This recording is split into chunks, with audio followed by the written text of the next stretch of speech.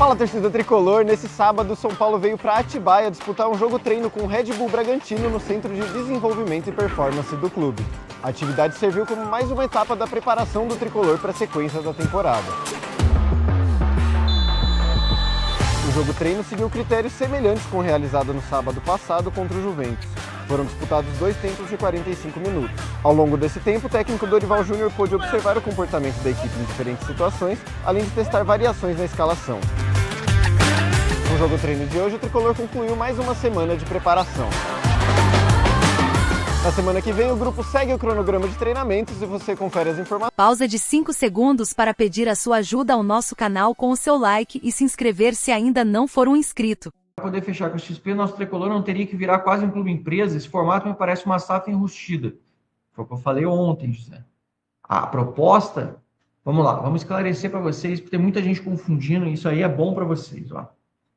A XP, ela colocou na mesa do São Paulo uma possibilidade de aporte financeiro. O que isso significa? Significa que eles têm capacidade de investir X bilhões, que foi o que eles ofereceram para o São Paulo. Eu já ouvi 3 valores diferentes, então fica assim, X bilhões.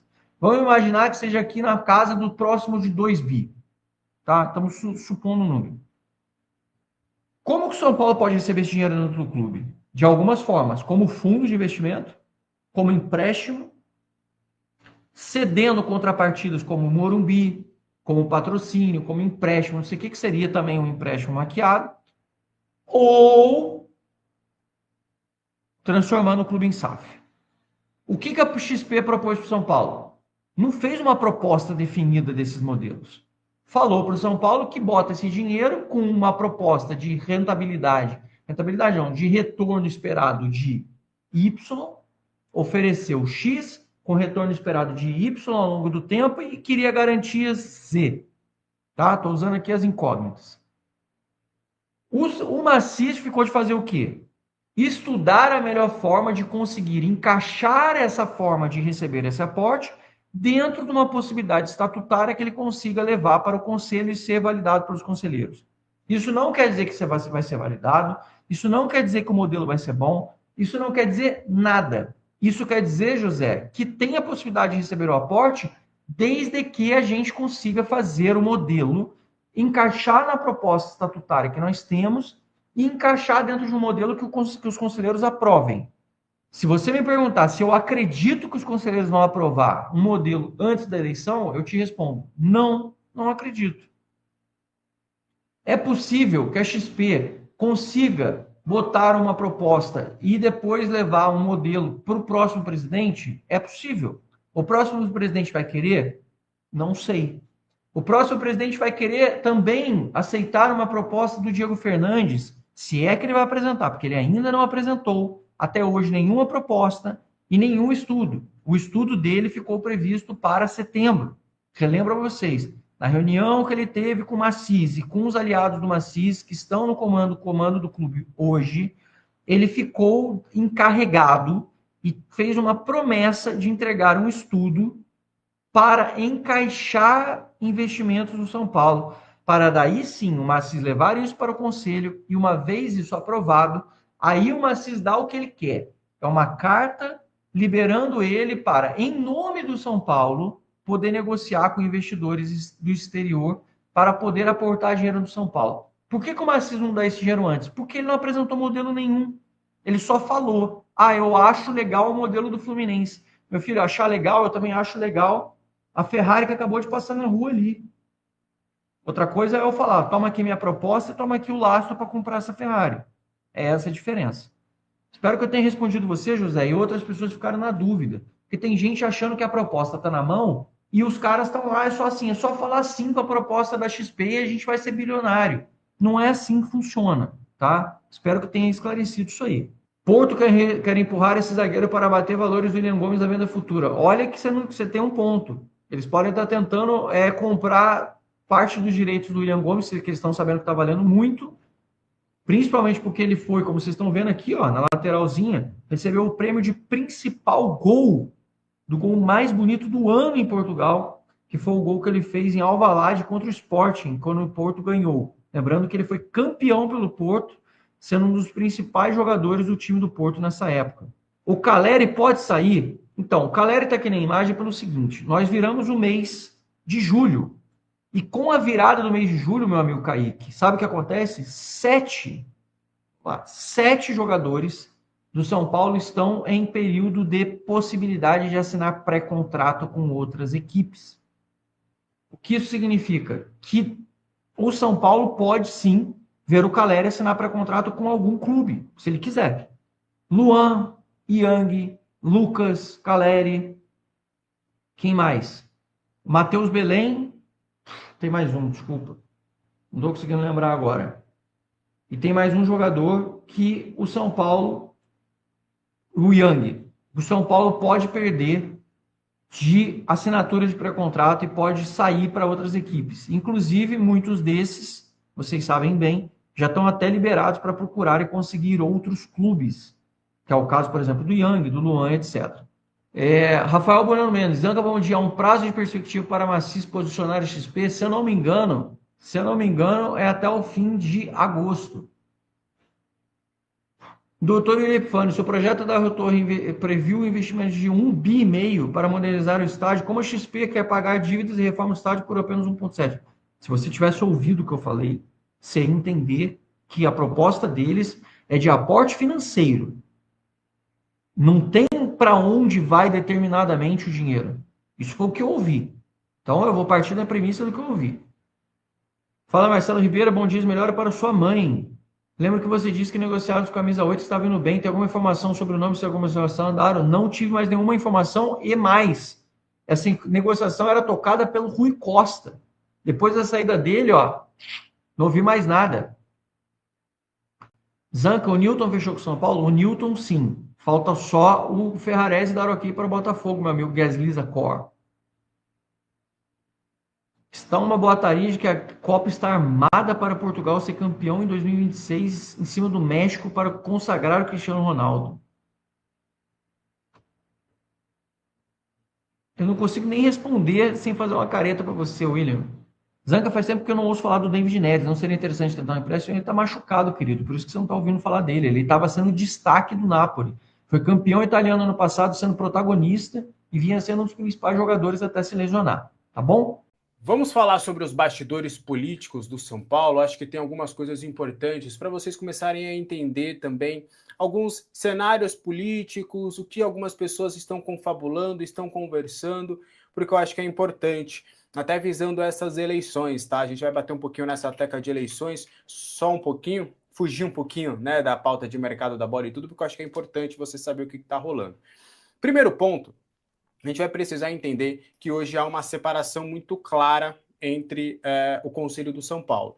Por mais que existem divergências entre essas duplas, entre elas mesmas, mas há um consenso de que hoje, né, o pleito está em duas partes, a situação e a oposição.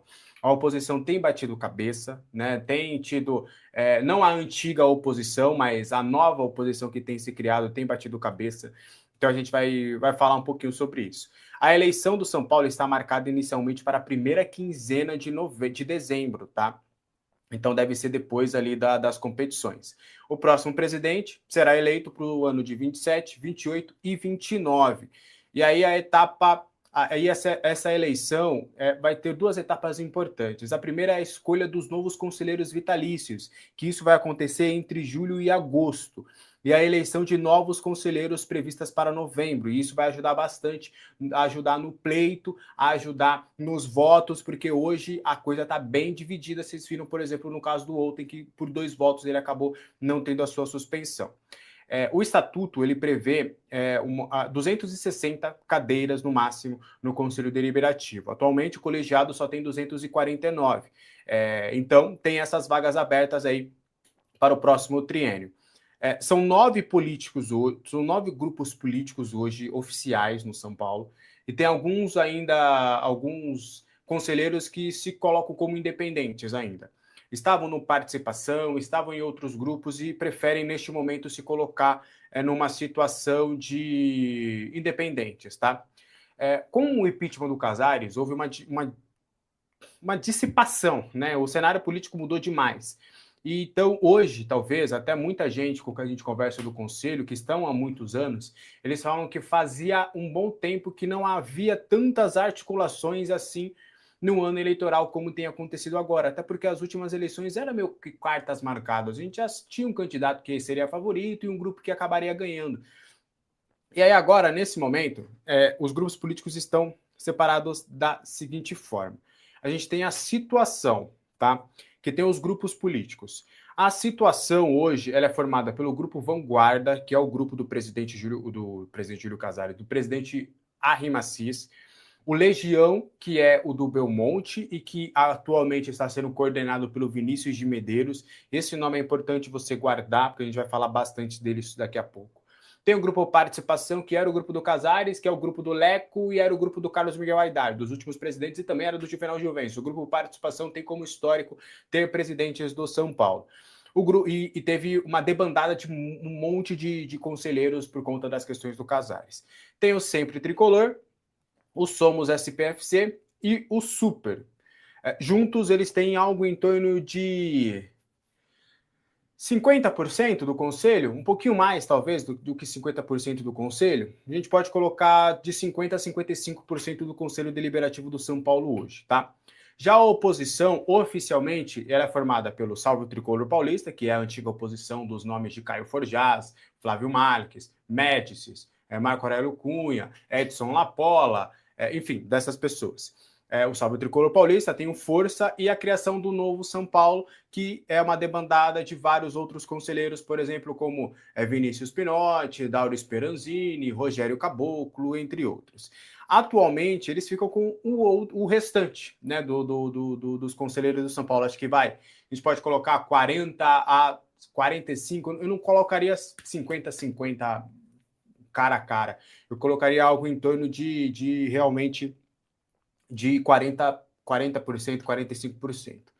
E aí tem alguns conselheiros ali que a gente contou que tem em torno de 18 conselheiros que são colocados como grupo, como que eles falam que não tem grupo político hoje, que eles estão aguardando, que eles estão vendo em quem eles não apoiam, quem tem as melhores filosofias, então é mais ou menos nesse cenário, tá? E aí, é óbvio, né? A gente colocou isso agora, então vamos aguardar para ver como é que vai ser. E aí vai ter também novos conselheiros vitalícios, que também é crucial para a gente entender. Então, hoje, o grupo que tem maior conselheiros, o grupo político que tem um número maior de conselheiros oficialmente é o Salve o Tricolor Paulista, que é o grupo da oposição, que tem em torno de 40 a 41 membros do seu grupo. O que vem em seguida é o grupo Legião, que tem 38 participantes. O grupo Legião não teve debandada, eles continuaram ali com seus conselheiros. O Participação, ele era tão grande, ele era o maior grupo político do São Paulo, mesmo com uma debandada, ele ainda tem 33 conselheiros, para vocês verem como realmente o Participação era o grupo com maior força. O menor grupo político é o Super, que é formado apenas por 4 conselheiros, né, e eles são bem independentes nesse quesito. Enfim, aí houve a criação do Somos SPFC, que agora tem 29 conselheiros, teve o movimento O Novo São Paulo, que tem 26 conselheiros também, que acabaram se dissipando um pouquinho sobre esse quesito. E aí vai ter agora o mandato também da votação para eleger o Conselho Vitalício, e Conselheiro Vitalício, o nome já diz, né? Um conselheiro que vai ser o resto da vida conselheiro do São Paulo. Então, por isso que, para os conselheiros, ter esse cargo é muito importante. E aí eles permanecem no conselho definitivamente e vai ajudar bastante nas eleições. Dos 260 conselheiros, 160 normalmente são vitalícios, tá?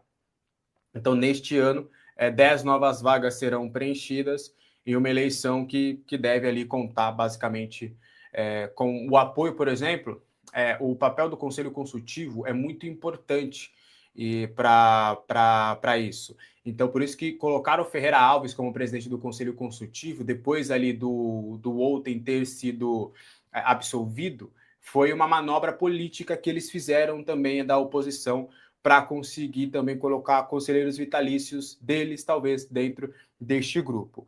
A eleição do Conselho Vitalício vai acontecer, porque sempre acontece quando tem 10 vagas abertas. Se tem 9, não pode ter eleição, é só a partir de 10. E aí tem todas as regras, tem que ter pelo menos 20 anos de vínculo, pagar de maneira correta sempre, não ter atrasos. O Conselho Consultivo é responsável por indicar até 2/3 dos candidatos, então isso é importante e relevante. São até 40 nomes que depois vão ser votados no Conselho Deliberativo e tudo mais. Então, é mais ou menos assim que está essa situação. Hoje, do que a gente pode colocar de candidatos à presidência, da parte da situação, a gente pode colocar que o Maciz, obviamente, é um candidato a ser colocado nesse bolo, né? Porque o Maciz ele tem sido falado internamente para ser um candidato, ele tem sido pressionado internamente para ser um candidato. Mas um nome que também é forte é o do Adilson Alves Martins, mas ele também é um empresário, então ele tem algumas questões que teriam que ser feitas para ele ser candidato, mas esses da situação são os dois candidatos mais plausíveis. E aí o que a gente tem ali, o Vinícius Medeiros é bem provável que seja um candidato a vice, por exemplo, vindo desse grupo. Por isso que eu falei para guardar. Só que o Vinícius Medeiros, ele também faz associações com algumas pessoas da oposição, para vocês verem como a coisa é bizarra. E aí, só para fechar, o lado da oposição, fala-se de Flávio Marques, Marcelinho Portugal Gouveia, que são nomes que eles gostariam. O Carlos Sadi também deve ser alguém que tenha voz. Da situação, o nome do Marcelo Pepe tem ganhado força por ele ter feito a intermediação da XP Investimentos, por exemplo. E que mais? E da oposição, acredito muito no nome do Forjaz como presidente do Conselho Deliberativo, é um nome que tem força para isso. E na presidência, o nome do Caboclo foi quem ganhou força. A gente trouxe essa informação com exclusividade aqui, depois o Gabriel Sá trouxe, outras pessoas também trouxeram sobre isso. O Caboclo voltou a ganhar força muito porque o Outem quer colocar o Caboclo como presidente do São Paulo. É o nome dele, só que a oposição tem, obviamente, uma restrição muito forte dele. Um nome que a oposição, que é o nome também do Pinotti, que a oposição toparia, seria o do Dauro Speranzini, que também ganhou certa força. Então esses são os nomes, pelo menos nesse momento, que estão sendo conversados aí para a presidência do São Paulo, enfim, para vocês entenderem um pouquinho esse cenário. Vamos aguardar as cenas dos próximos capítulos. Esse caso do Dedé, que foi um absurdo, também foi muito por uma questão política, né, para eles não perderem um conselheiro vitalício também. Então, para vocês entenderem, na comissão de ética, o Antônio Patinho Zors votou por uma simples advertência ao Dedé. O Milton José Neves Júnior foi o relator do caso e entendeu que ele deveria ter sido expulso. Então, até faço meia-culpa, porque eu não ameacei, né? Eu liguei o alerta do senhor Milton José Neves Júnior, só que no fim das contas ele votou a favor de uma expulsão do Dedé.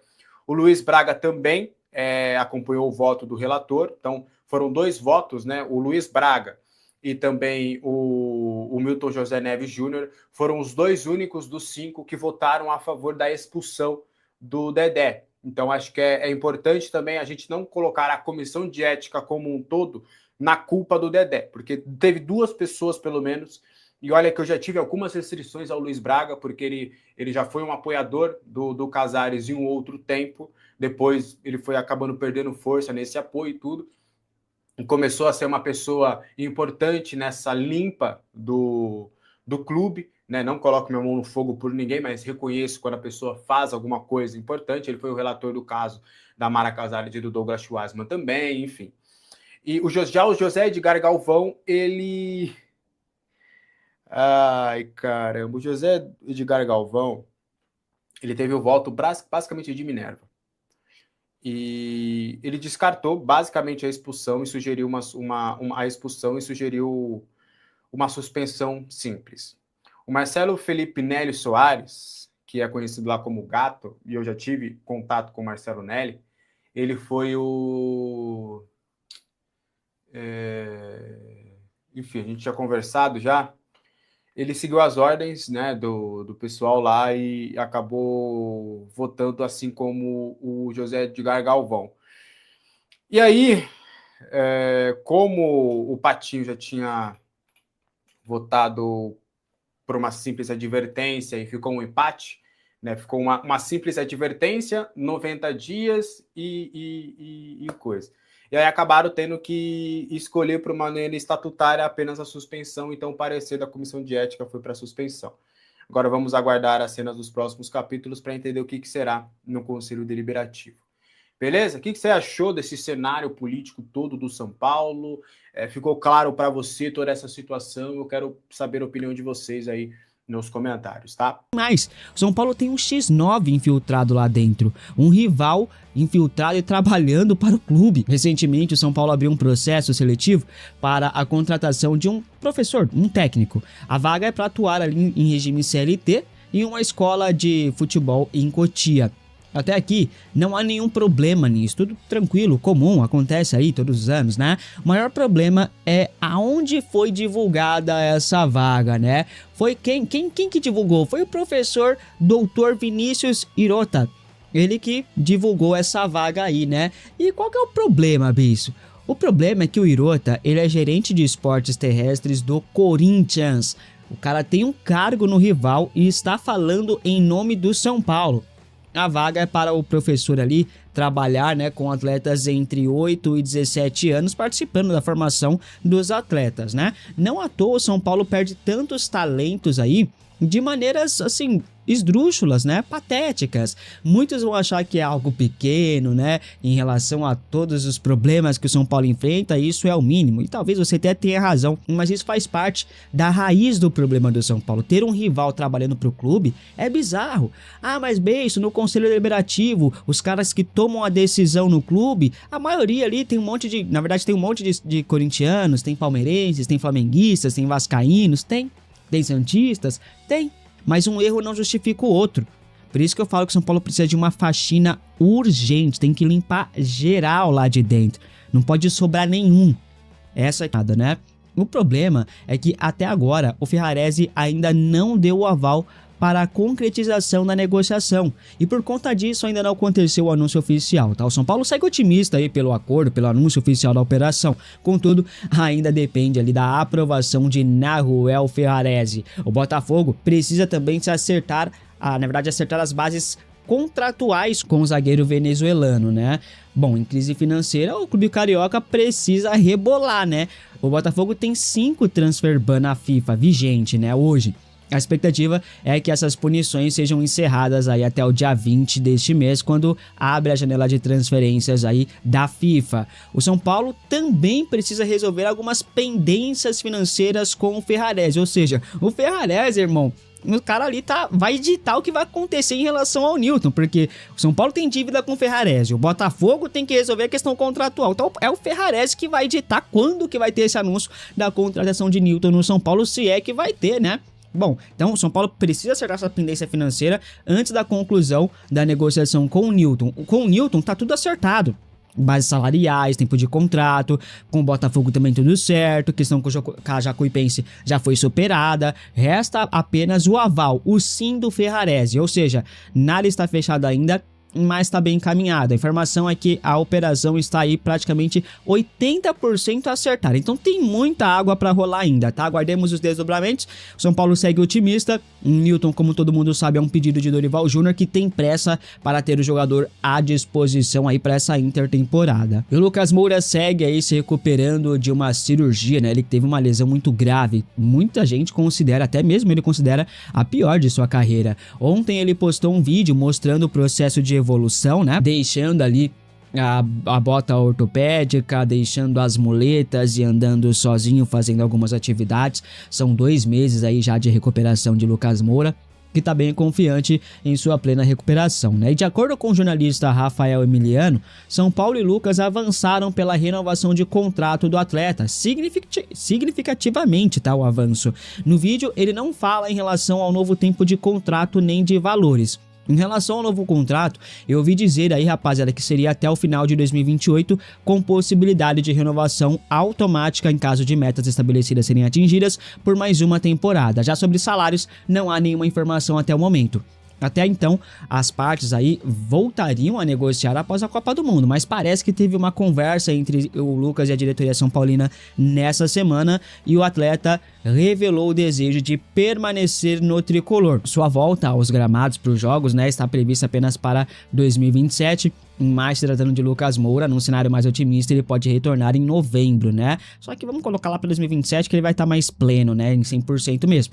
A ver, né, rapaziada? Já que o Arboleda voltou, renovar com o Lucas Moura não seria uma loucura completa, né? Já que cada um faz o que quer no São Paulo mesmo, por que não renovar com um jogador que é esse sim é comprometido com o clube, né? Então, pra mim, que renove. E o São Paulo encerrou as negociações aí pela contratação de Domingos Duarte e também com o Arthur Chaves, como eu já falei pra vocês.